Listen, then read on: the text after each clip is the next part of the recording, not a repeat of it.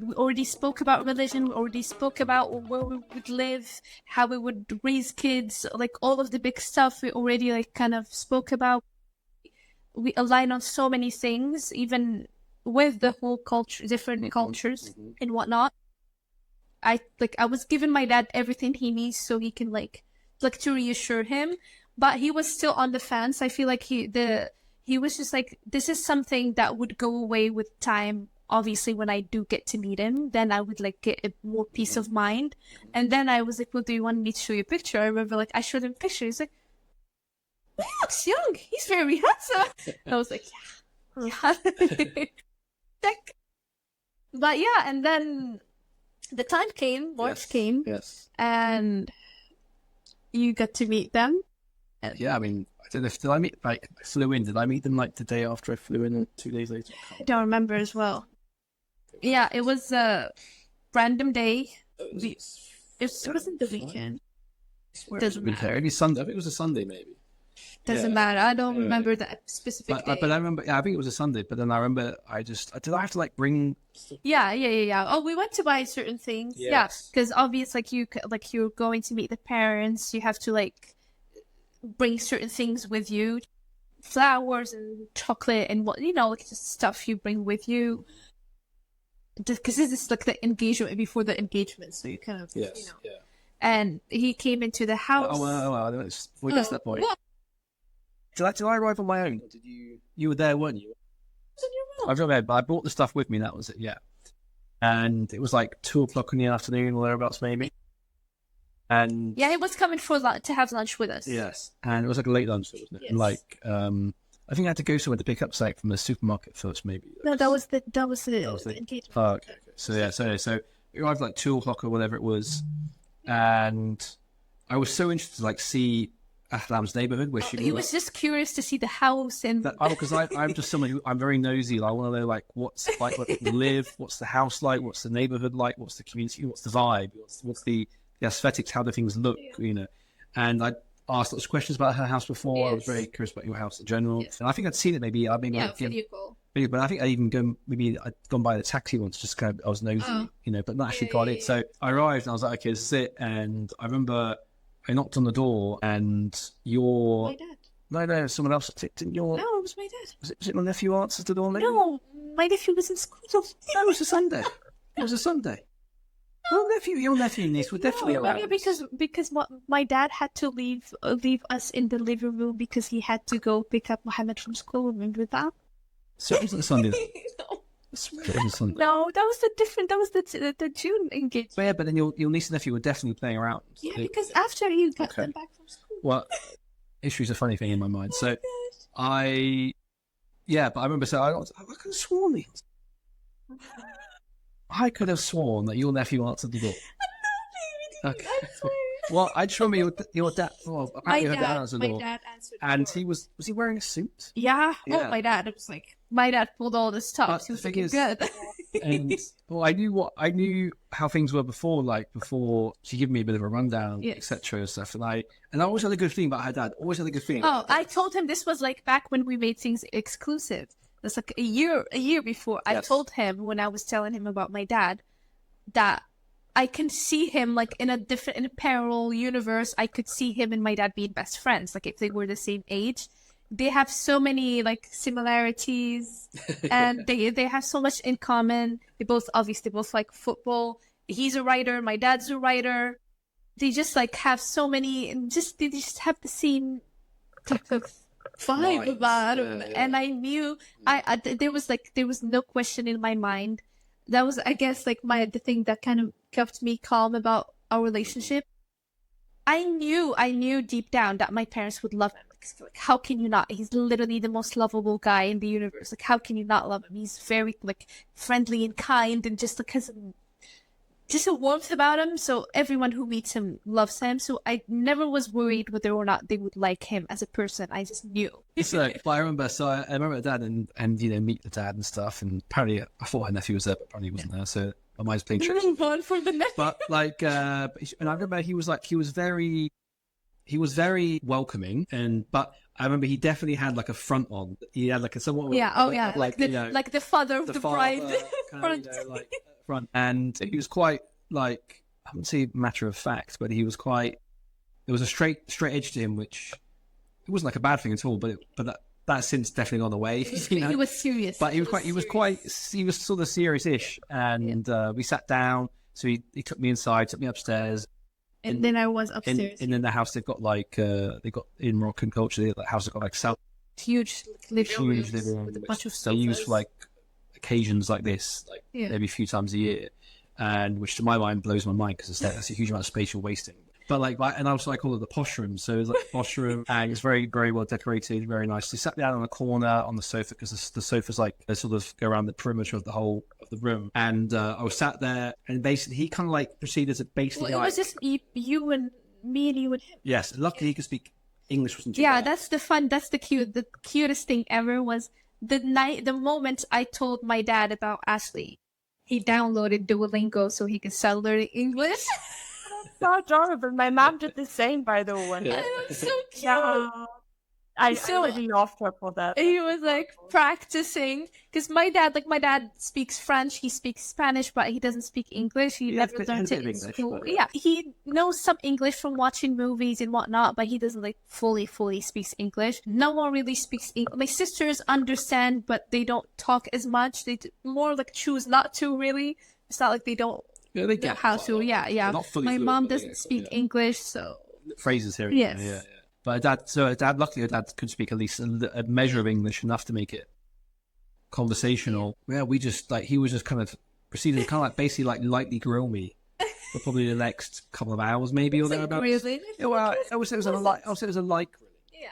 He was, he was asking questions about work and life, but it was definitely, I wouldn't say it was an interrogation, but it was kind of like, it was definitely quite like an interview kind of structure. But I definitely liked the guy straight away. And he was explaining to me like how, like there were certain legal requirements in Morocco for getting married, and explaining his stance on things and asking me questions. But I was surprised at how open-minded he is. Oh, he was very open-minded. And then basically proceeded to like, then they had food and her mum came out. I met my mum. And then I think my sisters were there. Yeah, and then my sister. One sister arrived and his niece and nephew were there. We basically just proceeded to like spend the next like 10 hours. Yeah, we had lunch. The kids kind of like made it less awkward because, kids in running the room. around. Young niece and nephew, so. But they were like entranced with Ashley, my niece and nephew, especially my nephew. He was just like 6 years old. Yeah. And after lunch we like kept on talking. Then you and my dad were like watching, like showing each other your favorite football teams.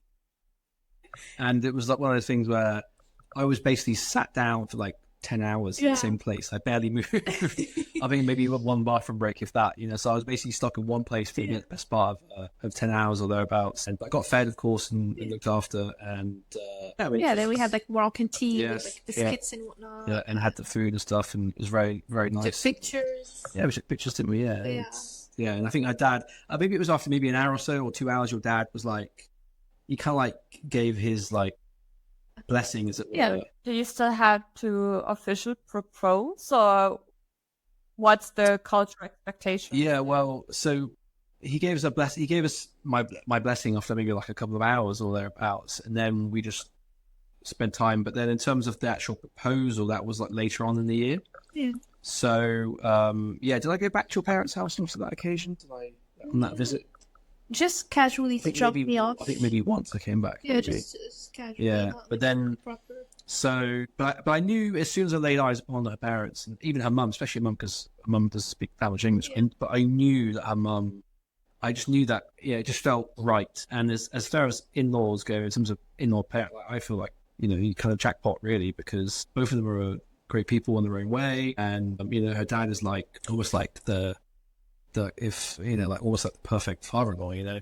We both like football, and I know now his friends are like jealous of him. And it's like because he's very cool. He has a youthful energy. Yeah, very youthful energy.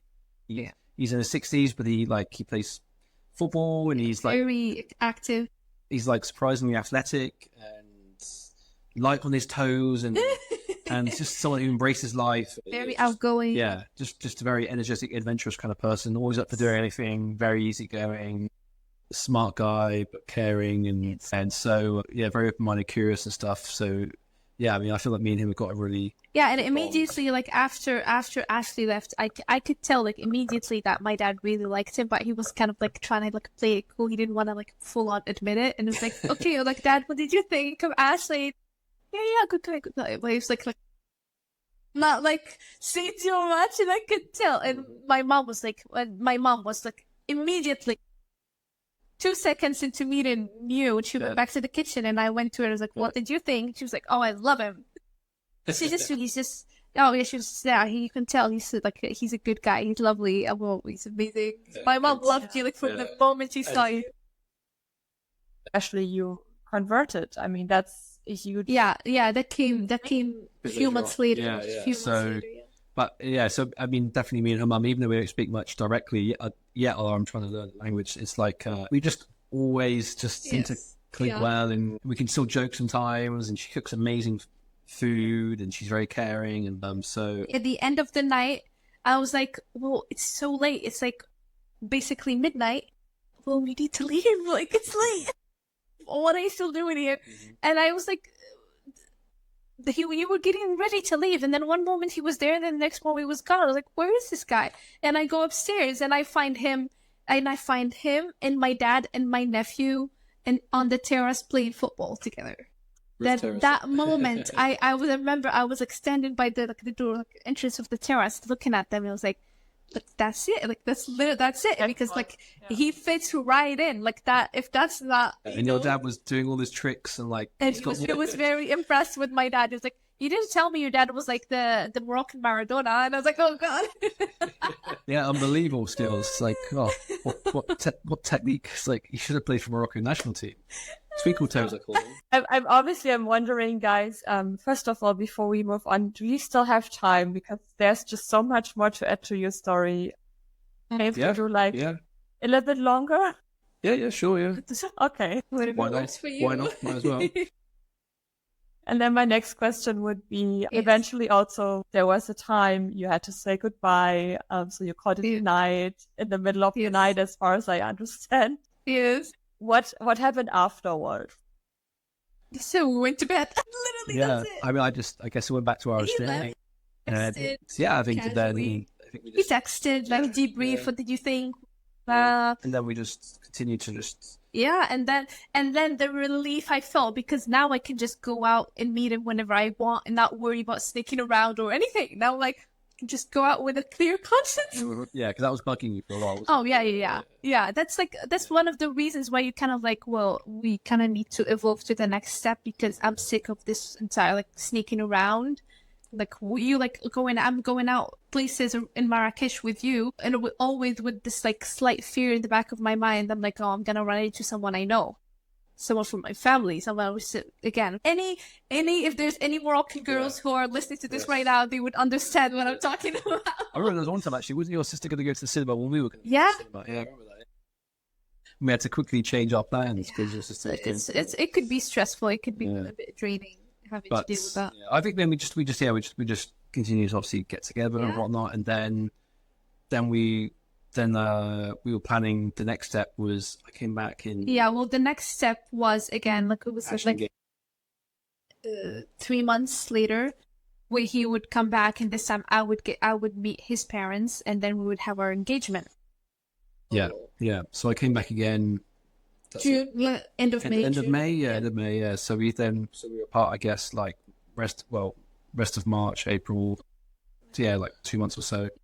Then my parents came over as well. And proposed first. So I proposed first. So I had to kind of arrange that, organize that. Actually, pop the question, which we did in the Medina. And I had to pretend I'm shocked. Even though, of course, you know exactly what was happening. But actually planning that was surprisingly difficult. Like, it was really... It's not that common in Morocco. It's quite hard work to kind of actually organise it. But, got there in the end, but I had to like organise, the reading and stuff and whatnot. And I think by then, have you started also discussing the wedding as well, maybe? Not extensively, but a little bit. Somewhat, yeah. Yeah, but we knew it was coming down the track as well, because we knew then that we'd get engaged formally kind of in the beginning of June, and then we'd have we'd get legally married in July, and then but actually the wedding because that was the stressful part, was the whole legal process. Yes, it wasn't the wedding. It was like, we need to get the actual getting married part out of the way, because that could take time. It's very complicated in Morocco. So international marriage is very complicated, very hard. So we basically got engaged. So I proposed, and then thankfully she said yes. Can you imagine if I said no? Plot twist. Yeah, and then the next day we had the actual proper engagement party. Yeah, well, no. Yeah, we got you proposed on the 31st of May, and then on the 1st of June, I met your parents. That was it. And then on the 2nd of June, we had the engagement party at my house. Yes. And then both of our parents met each other for the first time. Oh, fun, so much fun. So that was very interesting, very exciting. So that's when I had to get things organized from pick up supplies and stuff to buy. So, and my parents were missing for a few hours randomly. I don't know what they were doing, but he just went completely off the map. Luckily, they turned up just in time, and but that was very stressful. But then basically, my parents, I think we had dinner with your parents the night prior. That's me meeting up for the first time. And I was just a tiny bit nervous, not too much. Yeah, how'd it go? But I was fairly confident that they would like me. I mean, at least I hope they would. Yeah, I mean, his mom is the loveliest, very, very, very, very nice, very kind, very warm, and his dad is just hilarious. Your dad is just so cool. He's funny. And we had dinner together. I was waiting for a bit of grilling on their part, but they barely asked anything. They were very chill people, very kind, very open-minded. I could tell that they liked me. We had a nice conversation. We had dinner together. And it was just we'll see you the next day. So that morning they disappeared, and then they reappeared just in time. So I think I arrived first, maybe. Right. No, you arrived with them. I arrived with them. That was the plan. You needed to. Oh, right. Yeah, I didn't know. See, it's funny how memories got messed up. So I arrived with them, apparently. See what I have to deal with? So what I remember... So much happened at the same time. Yeah. So what I remember is that it had a real, party feeling, because literally... So we all arrived, and then I had to carry these heavy things, engagement traditions, whatever, these really heavy things. So I was organising that. But in the meantime, my parents were topped out of the car, and immediately her dad had come out and was shaking my dad's hand and was greeting my mum, and on the street outside the house. And I remember feeling how warm the welcome was. Because this time around there were a bit more people. He was gonna meet a few other members of the family. The first time it was only my parents and my one sister and her 2 kids, but this time my other sister traveled to be there as well with her kids and husband as well. Both of my sister's husbands were there. My aunt, my mom's sister, was there, and my best friend was there as well. That was your first time meeting her as well. So there's a coffee.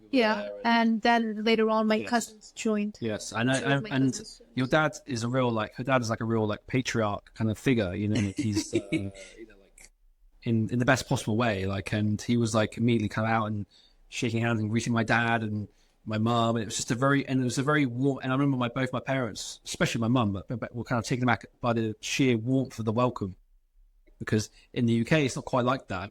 People might, all be warm and greeting, but that was above and beyond what we usually used to. And the fact that your dad was so welcoming, and immediately both our dads were when they came upstairs into the party, seeing each other, talking away, just. Didn't know what they were talking about, but they were just immediately talking and chat. Yeah, and I remember they were very impressed with everything. Yes, and my mum was very impressed by the decor and poshing, as I call it, and stuff. And we're just really looking around, and just generally they just immediately felt very welcomed. And we had a few traditional Moroccan traditional stuff happening. We did henna stuff. Your mom had her first henna. Yes, she loved it. And we took a lot of pictures. There was music, a lot of food, dancing, and everyone got along. Your mom was having chats with my dad. She was having chats with my best friend. Your sister, my sisters, when she's talking to everyone. Yes.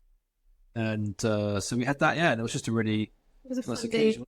day. It was a bit exhausting, but it was a nice. And then I think later on for the rest of the trip, I think we went on Paris maybe. We went out with Ashley's parents were staying for a few more days.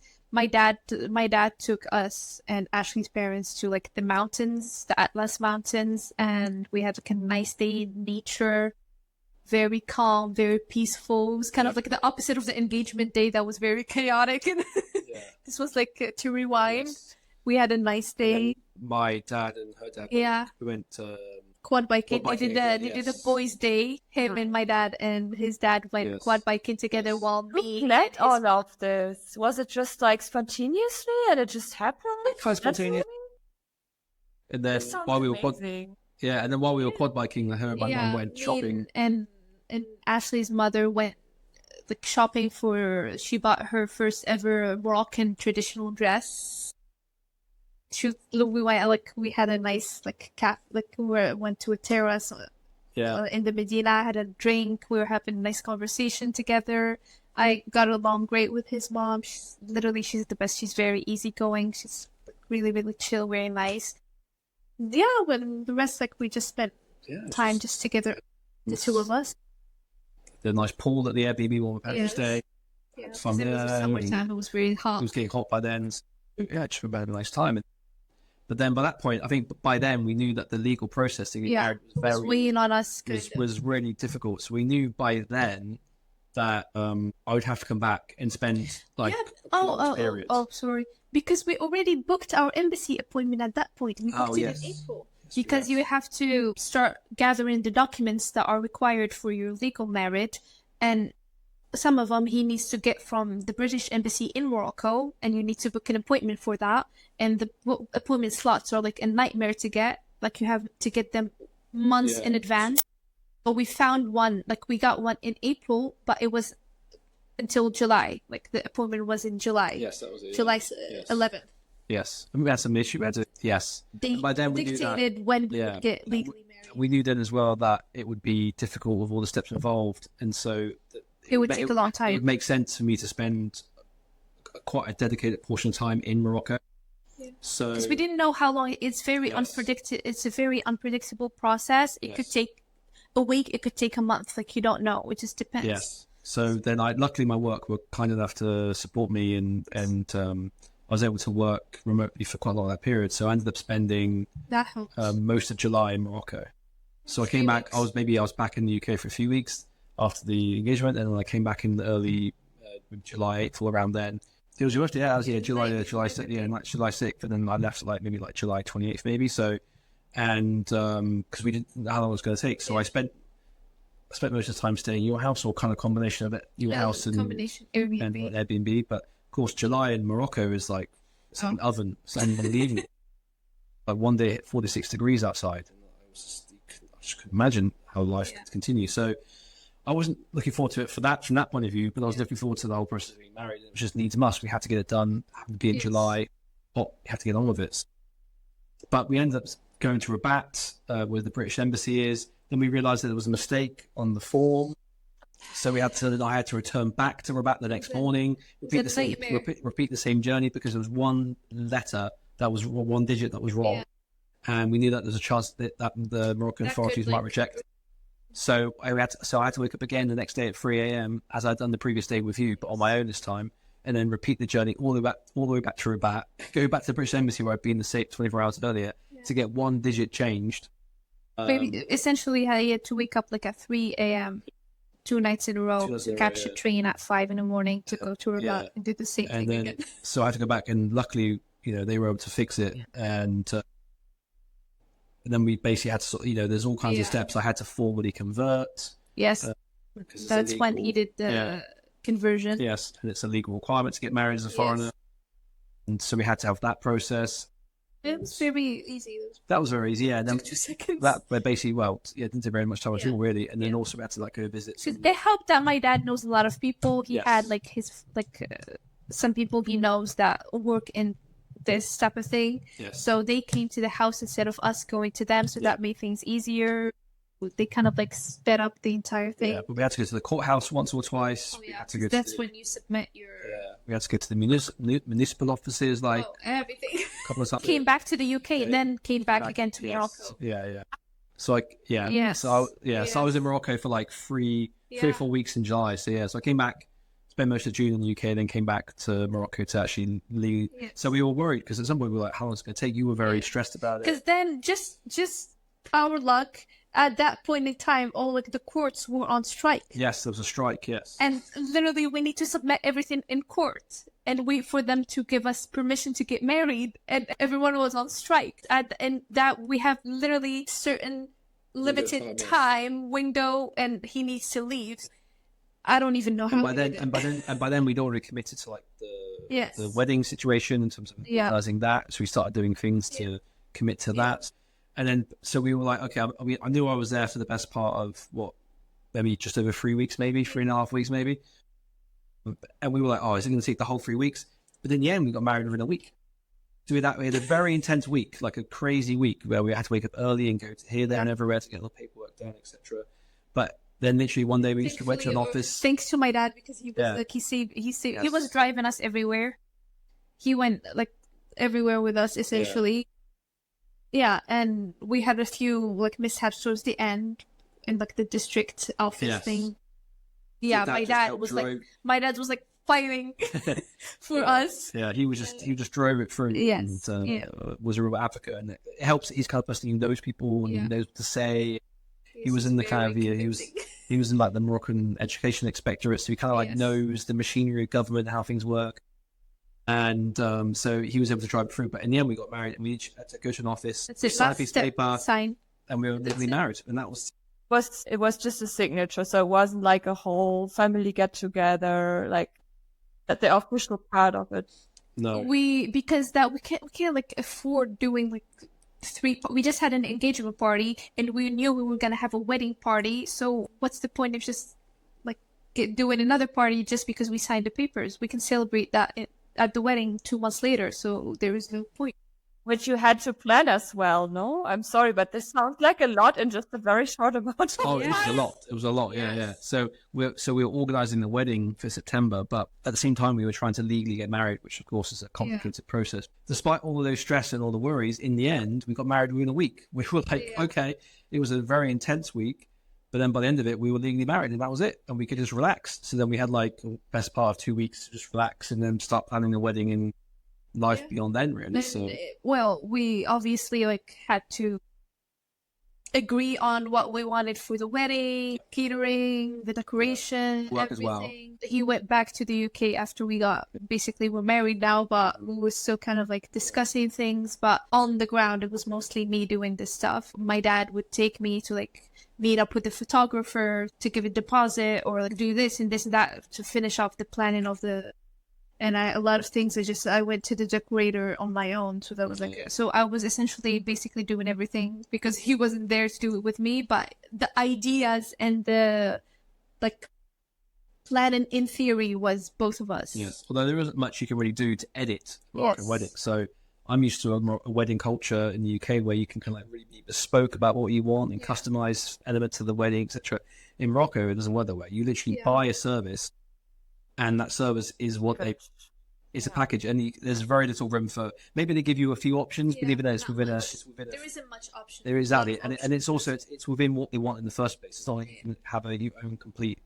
Vision. You can't impose. You can if you have enough money. Yeah, if you've got crazy money, yes. You can. But in general, if you're talking like a high, just above and beyond. But because there are people that get married there, Westerners get married there. But as a Moroccan citizen, family, that's different. Like you of like already limited by the fact that you are having a proper Moroccan wedding. Yes, it's not like a Western wedding. Yeah, you're having a Moroccan wedding, and we kind of discussed that, and we knew that was what we were gonna have because the other option is not valid. It wouldn't fly, would it? Really? Exactly. Like so, that was kind of the only option. Yes. But it was a lot to do there, and then we were like, okay, what should we do for a honeymoon? So then that was we had to plan not a wedding and the honeymoon. Yes, because we weren't sure about I have no idea how you did all of this. I mean, I remember when we got married, I was so overwhelmed for 3 months, and that was just like all the paperwork, figuring out the visa situation, because I knew back then I eventually will move abroad as well. Then you have the Yes. emotional toll to it, because at the same time you kind of have to say goodbye to your family and friends already, and Exactly. to the life you knew with the person you just met, kind of thing. Yes. Because in our case, we moved very fast as well, like between the first time we saw each other and me moving to the US, I think 2 years in total. Yeah, 2 years. Yeah. Exactly 2 years, actually. And so, but in our case, like, we didn't have the whole engagement party, the family get together. Actually, that's still something that we're pending. Our families didn't meet yet in person. So I can imagine, like, there was a lot of emotions involved, and it's very draining. It's very exciting, but it's very draining at the same time. Yeah, I would say it helps. It helps. Thank God that we actually because we just weren't being realistic. Like if we added the whole visa stuff into the mix, that would just be a nightmare. So we were just like, we'll deal with the visa stuff after the wedding and the honeymoon. Then we'll start thinking about, because I can't think about it at that point. I have too much going on in my head. We can't do also, that. Also, my life wasn't really set up to support a visa application yet for her. And even when it came down to the honeymoon, we had to like go to a place where she could access visa free, as opposed to and I didn't really appreciate this as a UK citizen. I can go to most places in the world and get in, essentially. Like, I don't have any restrictions. Whereas I didn't really appreciate how much it's difficult for a Moroccan citizen to have the same freedom. You don't have that. Like, you can go to some countries, but not a lot require restrictions. Therefore, there was that. So we had to juggle organising. Yeah, and also, but we were also just newlyweds. Actually, we were technically married, so we only have you're only fiancés for the best part of like a month or 2 months, maybe 6 weeks, and then we were like married, a man and wife, and we were like, we weren't living together.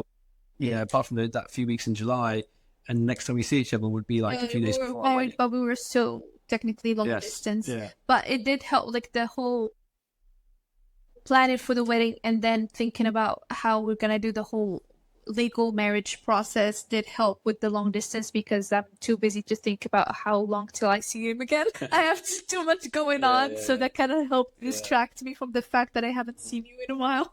So then I came back in like a few days before our wedding in middle of September. So we've been apart for like 7 weeks, maybe 7-8 weeks.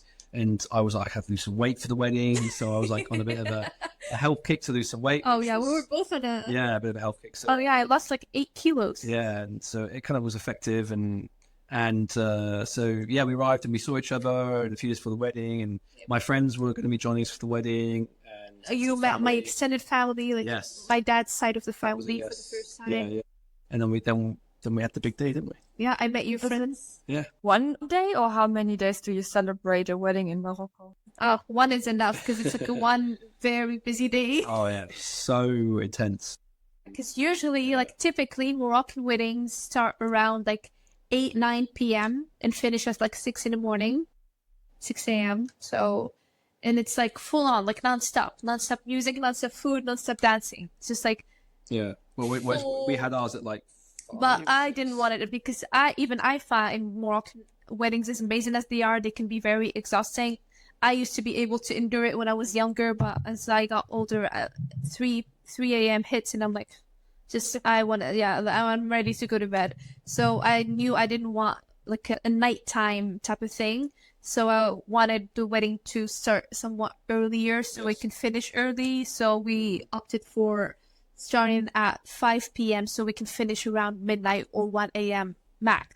So that's what we decided to do. We said we wanted something outdoors, and also it was somewhat still hot in September. It was hot, love to hear about that. It was definitely hot. So we had like an outdoor type of thing. Yes, and it was like, but actually, originally we were going to have it in mid-October. Yes. Because it was like, it would still be warm, but it wouldn't be like too hot for me. But then we had to move it earlier. Yeah, because my sister was pregnant and she was going to give birth at around that time. We didn't want to risk it. Yeah. Because we wanted her to be there, and So we had to move it forward by a few weeks, by a month. And but the night before the actual wedding, you met my friends and my sister and my aunt and some other family that joined us. And so we had a nice time introducing them. Yes. And then we had to go to sleep, and the next day wake up and wedding day. And luckily it was at 5 p.m. maybe. So I had my friends over in the day, and we hung out and got dressed together and had some nice pictures, and then went to the wedding. And and it was just it's just insane. It's just like it's like my first time ever going to a Moroccan wedding, and it was my wedding. I And I had some sense of what was involved before, because I'd watched some YouTube videos that she taught me, had conversations about it, but nothing prepares you, and you just have to go along with it, because nobody said, "Oh, do you know?" You just do as you're prompted. There's no rehearsal dinner. It's almost like you're in a play, like a performance, and you are just like you are. And the people that do it, they run the same thing a few times a week, but they just take out people. You know, you're the lead role, and it's do this, go here. And there's if I don't know if you've ever seen anything about Moroccan weddings, but there's a lot of outfit changes. You get usually you get like the 7 outfit changes, but we only did 4, and even that was exhausting. And I had a few as well. And actually, what you appreciate is that the guests are able to like really enjoy and relax. Yes. Whereas you're actually half the time you're not even on the stage. Yeah. Like you're just getting changed, or you're waiting to go out onto the stage. So we were literally watching our own wedding through a window as our friends and family and stuff were enjoying and partying and dancing, and we're literally stuck in a room waiting for the green light to go outside and join them, for the next phase or the next part of the proceedings. So it was unusual from that point of view. I mean, some of this I was quite glad, because it did look exhausting. And when you watch back the footage of the film, it's like, I felt sorry for my friends. I had to keep going, because the dancing and the music is literally relentless. It is a relentless. The best time. The thing is, you got to roll with it. You just got to enjoy it, embrace it, take it on. But it is physically relentless. You need a full day of sleep after a Moroccan wedding. I need a full day of sleep before and after. Yes. It is intense. After that, what was it, 2 days later, we took off for our honeymoon. Yeah, we went to Bali. Yeah, well, we had to say about the wedding. So the wedding itself was really good. Yeah. We finished maybe 2 or 3 in the morning, maybe. Yes, well, 2, but then we got to saw each stuff. And then and actually on the way back to our place we were staying that night, I made sure we stopped over at the same place. Yes. So we met at Kutubia Square at the tower there, and that's again the first place I'd ever stepped foot in Marrakesh. The first place where we actually ever encountered each other. So I knew then, a year and a half on, that I wanted to get a photo of us in our wedding clothing on the way back. So we got picked up. I didn't even know this was happening until we were in the car, and I thought we were heading to the Airbnb, and then it was like, oh no, we have a stop. So I made sure we had a nice luxury car pick us up, whatever, and we did a bit of a mini tour of Marrakesh, and then we stopped at the Kutubia Square, and it was basically deserted but still lit. Of course, it was always lit. So 3 in the morning, and we literally stopped over, and the chauffeur was lucky enough to go and take pictures of us. So we got these really nice pictures of the tower, my white dress, her white wedding dress, me my tuxedo, with the tower behind us, and just the kind of pictures that create a memory, and really cement, everything that's happened before, really. Yeah. So it's full circle moment for sure. Definitely a full circle moment. Yeah. And then we went, but the next day we went to your parents, and my because the next day was Eid in Morocco, so I told him to invite his family and friends, because they were still there in Morocco, some of them at least, and they came and spent Eid with us. They had breakfast with my family. And we left for Bali. Yeah, would it be about the next day for your niece and it was the day, and then the next morning. Next one, then we left for flight for Bali. Spent 12 days there. 12 days there. And then... Well, you want to see about Bali or not? We came back to Morocco. You're skipping over what happened in Bali? I don't know. You got the Bali belly. Oh, exactly. So basically, I did, yes. I got it. I was in hospital for 4 or 5 days. We spent 5 days of the honeymoon in hospital. So, it's a long story. I mean, for good and for bad, right? Exactly. Yeah. Oh, it was exactly. Huge test of that. I mean, basically, I fell ill a few days into our trip, and we just arrived at this amazing villa and blah blah blah. Yes. And I just woke up the next morning, and I felt awful. And there was an earthquake. It was a mini earthquake.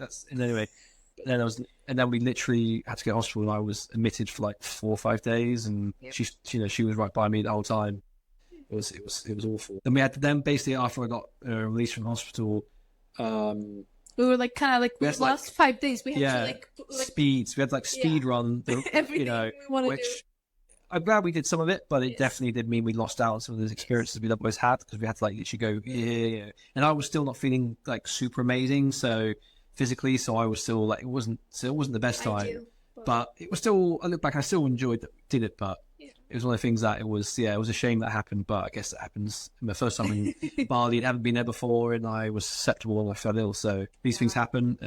Meanwhile, the Moroccan blood was keeping me together. I was like, I'm fine. I don't know. I spent a week or two in Morocco, and then had to fly back to. And then he had to leave, and then it's almost like going back to reality, shitty reality. Yeah, back to being like long distance dating again. Almost, it was like with man and wife and etc. But then we had to focus on the next step was getting her to the UK, and she Ahlam had never even been to the UK ever once in her life. Had been to Europe, Turkey, So, and that was a huge thing itself, wasn't it? And but where the accommodation where I was living before, I couldn't apply for a visa for her, so I had to move house before I could even apply for a visa. So that's also a whole thing in itself. So eventually, after like maybe a month or so of looking, I was able to find a really nice place for us, which is where we're living right now. Once we got that address sorted out, we were then able to start applying for the actual visa process. So and I was in game mode. So in the zone. And also, I came back in November, right? So I came back in November for like a week or so. Then we were like, okay, that's sorted out all of our documents, everything we need, and like we had to you have to translate stuff. Oh yeah, we translated. It was a lot. And you're an expert now. Oh yeah, now I'm an expert. I'm like, who wants to apply for a visa? I'll help. And also, they changed the rules around the income requirements and stuff. It was fine. Yeah. Well, we were lucky, really, but it's like one of those things where like they do, things were shifting a little bit.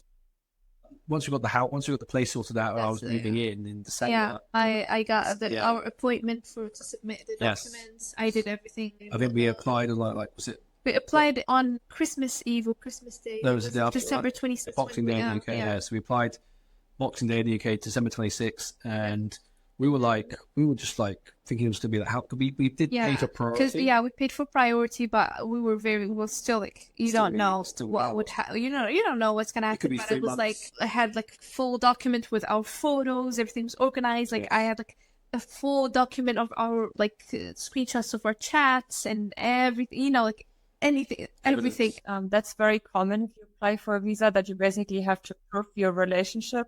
So for everyone who's listening or watching right now, start with this as early as possible. Collect the pictures, put the dates to it. Where did you meet? What stage of the relationship with that? Because you, in 95% of the cases, you will eventually latest when applying. Oh, yeah.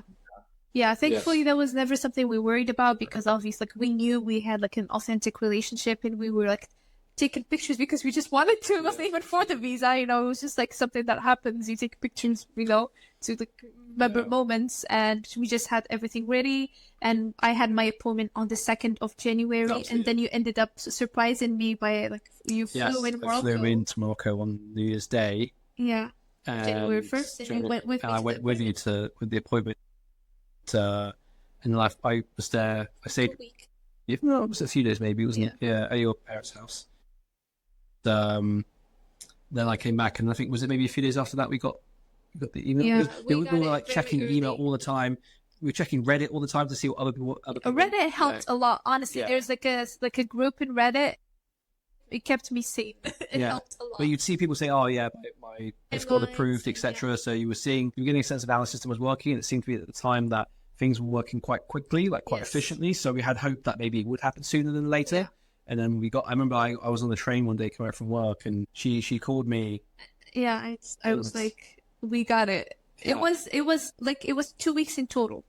Yeah, just 2 weeks. Yeah, 2 weeks. Yeah, very, very quick actually. Yeah, it was pretty quick. And the thing is, it's so unknowable until you get it. You don't know. So you're just in like this limbo land until you literally hear. Yeah, I think it was the 17th of January. And he called me. I was like just stunned when he told me. Yeah. Oh, he was like he couldn't speak. He was speechless. He was shocked. And then I started packing. So when did you actually move to the UK? Well, I landed here on February 9th.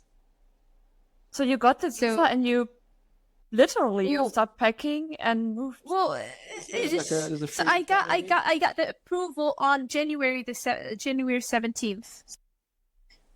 Then, obviously, there's a bit of a leeway, a bit of time to wait. Yeah. So I flew out to join you anyway for a few days. I flew out February 6th or something maybe.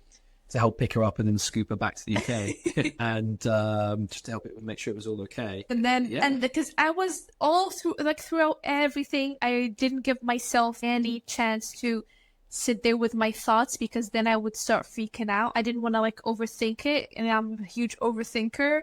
And I knew like every time the idea of like me leaving my family would pop up in my head, I would shove it back in. I didn't want to think about it because it's sad.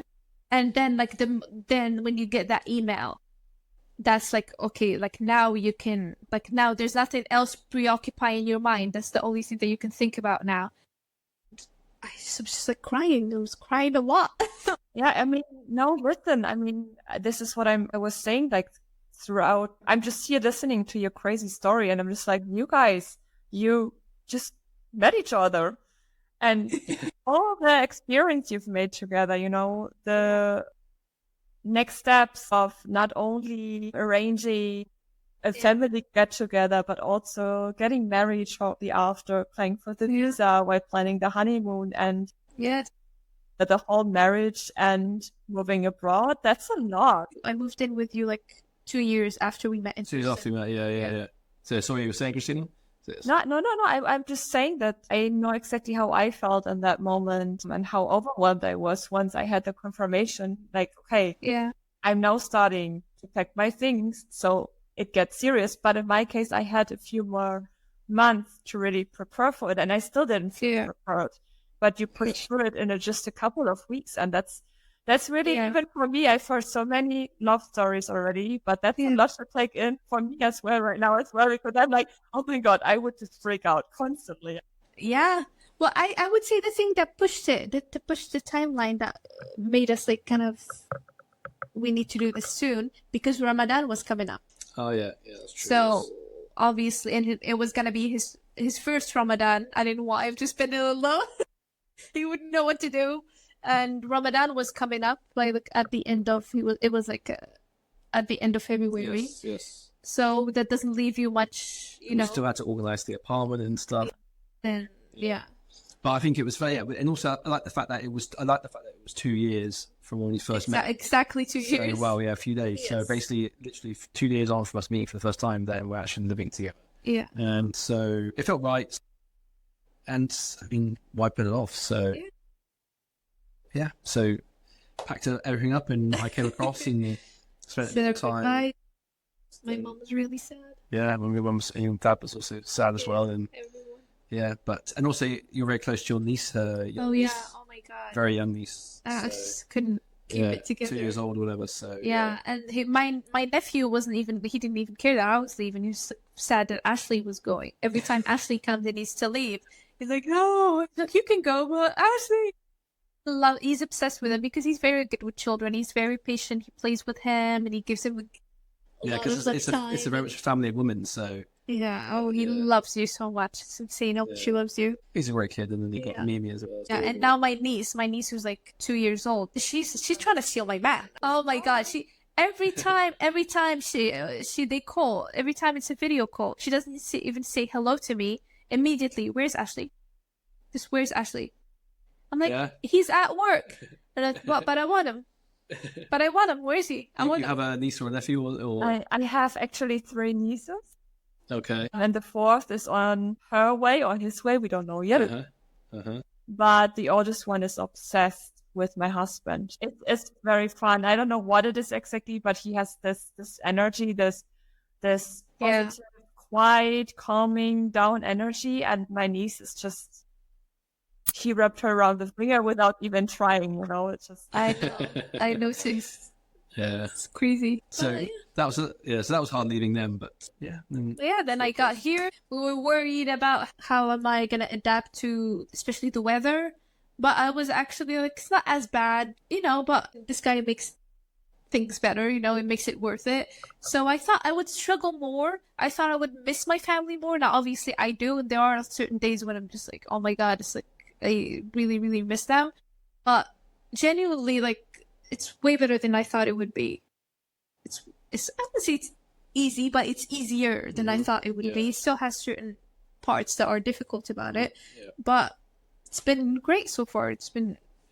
Parents visited just last month for the first time. They visited us so here. they had to organise their visas as well. Yeah, they had a fun 2 weeks here. Yeah, and then we went back to Morocco ourselves in June. Yeah. So, a nice time in Morocco for a couple of weeks. Summer holidays in Morocco a few months ago. So we've seen family in that time frame, but those first few months. To your family home. I went to my family and stuff, spent time there. I met your nephew. My nephew as well. So, we've hosted my friends over and stuff. We hosted everyone. So we've had the kind of introduction to my world in the UK, and we've visited central London, and we've seen different parts. There's still more to explore, but we've seen some famous places and whatnot, and had those kind of memories and moments together. Had fun decorating the apartment. Had a lot of fun decorating where we live. Building furniture. So you have been busy. You're just like, you keep on going. Keep yourself busy.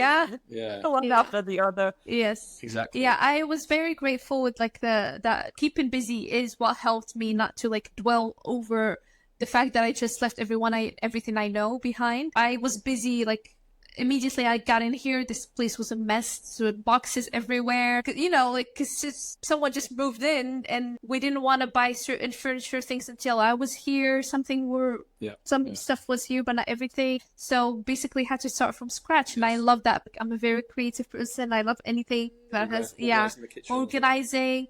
So it's I found out apparently that I love building furniture. Yes. So he started off building it, and then I kind of took over. So I was building everything. A package would arrive, and he would be at work. By the time he comes back, the desk is already built. The shoe cabinet is already built. So it's it was keeping me busy, and I loved it. What is your self-employed, Ahlam, right? I was working with a company working in Morocco, and then I quit my job. I have a telecom engineering diploma, and so that was my old job, and then I had to quit my job because it was just too much. And then I worked freelance, and then I stopped that. I don't even know what month. We spoke about that, the transition. Obviously, I wanna work. I don't want to just be sitting home all day. I want to eventually work, but like you said, there's been a lot of going on, just one thing after the other. First it was getting the apartment together. Then it was Ramadan. We had to get that out of the way. Then hosting people, and then stuff one thing after the other. And then I feel it's only somewhat recent that it kind of felt it's just everything's kind of settled now. Yes. And I need to kind of start studying, because I need to relearn everything in English in order to start applying for jobs and going on interviews, which is an exciting journey on its own. But right now I'm just taking it easy. That's why I'm focusing more on my social media, whatever you want to call it, because I'm not doing anything. Might as well keep busy with something, It's doing well. I mean, she's revived it. It's doing good. I mean, it helps that in the UK we've had a pretty good summer and spring. I say slightly above average, really. I do think the weather in the UK gets a bit of a bad rap. It's not that bad, really. It's pretty good most of the time. It's not as good as, say, Spain or Italy, but it's still a pretty nice place, really, most of the year. Maybe apart from maybe a few months of winter. But it has been, I would say, a little bit above normal in terms of sunshine and just being pleasant and not much rain. And that's helped, I think, because it just means you're not kind of living in, a swamp or some terrible place. And that helps that also she arrived in February when it's cold and it's dark. It's beginning to get brighter and lighter, and we're entering the nice time of the year. If you arrived in, say, November or October, you'd be kind of entering the darker time of the year. I think it helps that the weather has been nice. And we've been able to enjoy where we live and just explore more. Exploring, getting accustomed with how things are done here. Because you've never visited the UK before. You've never been there before. You had no idea what to expect. Exactly. She literally arrived to live here. Exactly. Crazy. So it takes a little bit of time to adjust to certain things, but I feel so far so good. Yeah. And I feel that's the next step for us is just integrate more, working on now that everything's slightly calmed down, so the next step would be just to focus on the career aspect of everything for both of us, really. And and then hopefully mini-me's in a couple of years, maybe later in the future, couple of years, but just trying to establish ourselves. So I do have my moments where I'm baby fever, especially now. I feel his friend just had a baby, and that's a bit later in the future. Yes. yeah, right now it's amazing how life has changed in the last, so 2025. So you think back to how life was 4 years ago, Exactly. 3 years ago. Crazy. Yeah. And here we are together, and see what the future brings. Weird. Making it work, yeah. I mean, definitely your journey it's just so fast. Like you were moving, like I've never had a couple. I was just here listening. I'm just here listening to your crazy love story. It's like, yeah, I remember how I felt, but I had 3-4 months to process this, and you only had 3 weeks to process all of it, and then just next.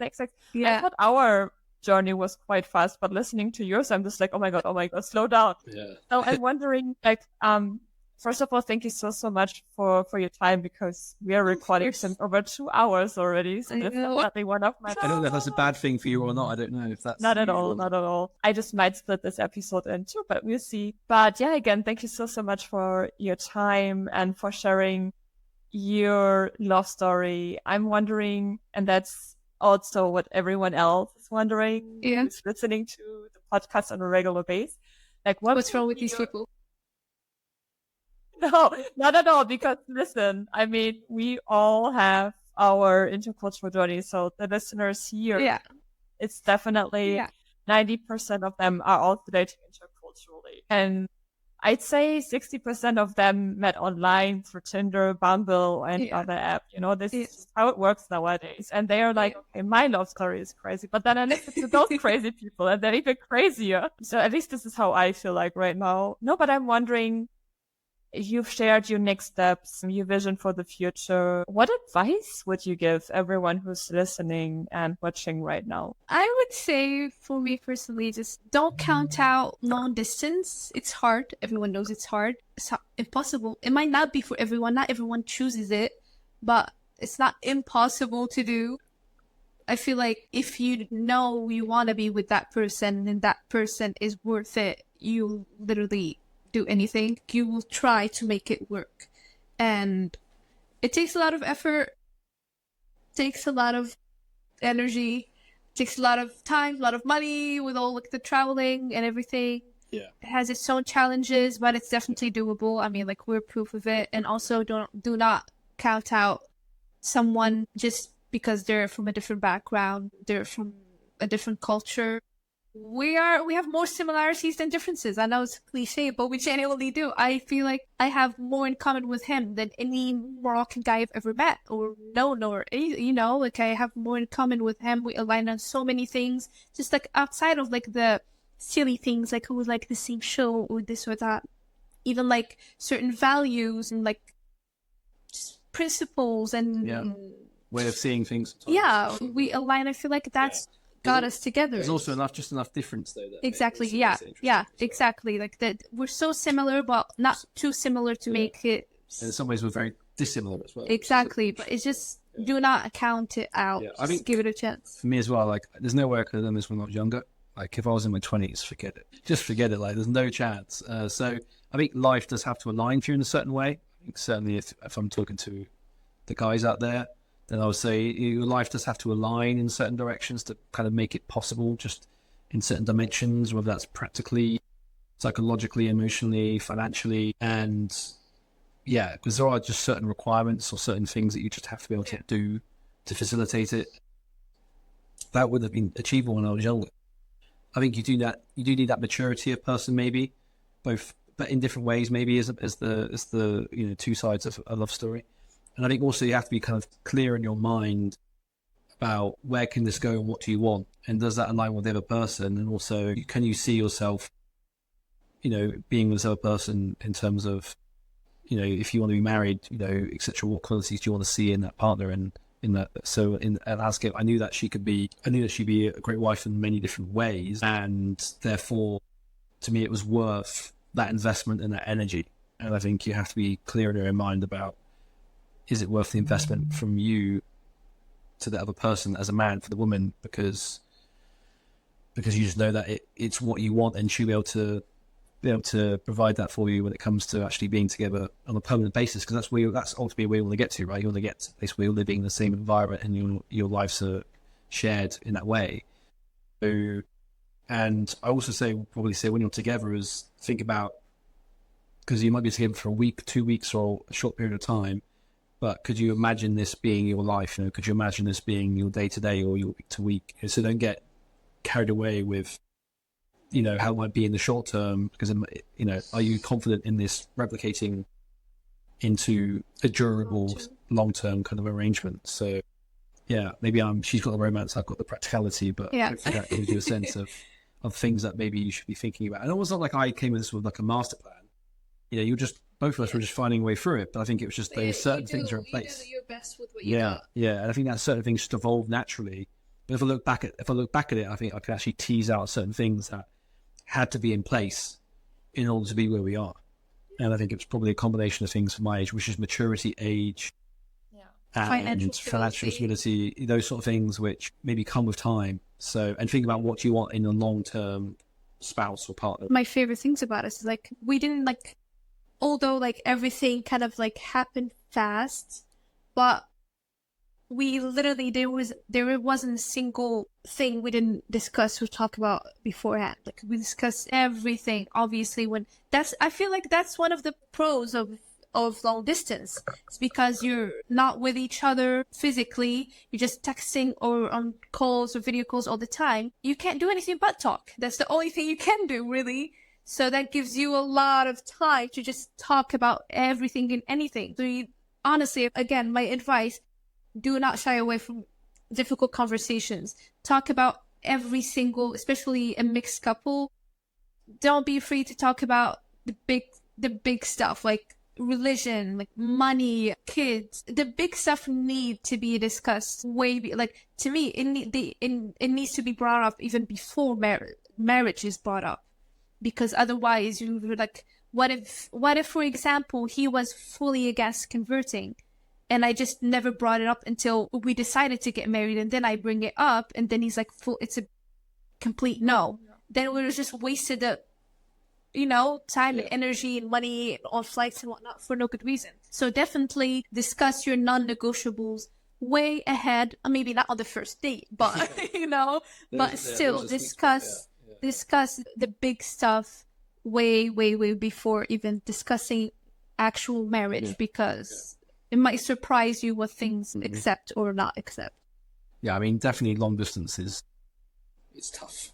It's not for the faint of heart, but it's worth it. It's worth it if you're confident in it, and I think that maybe does require a bit of time and maturity. Yeah, and I gotta say, he's a very, very, very determined guy. He's very determined. And I always tell him, like, we are here because of both of us, but as well because of him. Because, again, he was doing the most in terms of, he was the one who was booking the flights and paying for the flights and getting there and traveling back and forth and taking time off work and organizing days off and all that. That was all him, and we wouldn't be here if it weren't for how determined he is and how brave he is to actually take those steps. There was a measure of sacrifice. Yeah, I mean, I wasn't like going on trips to like anywhere I wanted. Like I could have been otherwise if I didn't choose that, but I actively chose. So you have to be aware that you are going to be making sacrifices or trade-off, but recognize that and accept it if that's what you want to do, and don't hold it against the other person. You're making active choice. That's what I appreciate about him as well. Like, he never resents me for it, because sometimes I just on my own I feel guilty because he's the one who's making all the effort in that sense. And I'm just sitting there looking pretty, waiting for him to come to me, So you can't help but feel guilty, But he never resented me for it. He never made me feel bad for it. He never made it seem like, oh, I'm doing this thing for you, and what are you doing in return? He never, ever, even if we like have an argument or fight or whatever, he never used that against me. And I think we'll start doing it. You pile it up until the right moment, and then you're like, do you know what I did for you?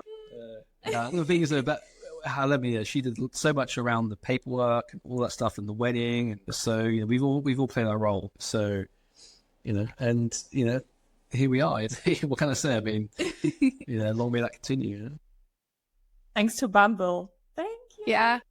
I know. Yes. All thanks to Bongo. Yes, indeed. Exactly. Right place as well. Thanks again, guys, for sharing your story. As always, everyone who's listening and watching right now, I will link their details, social media details, but also the YouTube channel, which I will check out later below, and the side notes as well in the description of the video. And yeah, with this being said, guys, I know it's late over there as well. Have a lovely evening. Thanks again for spending so much. Thank you for having us.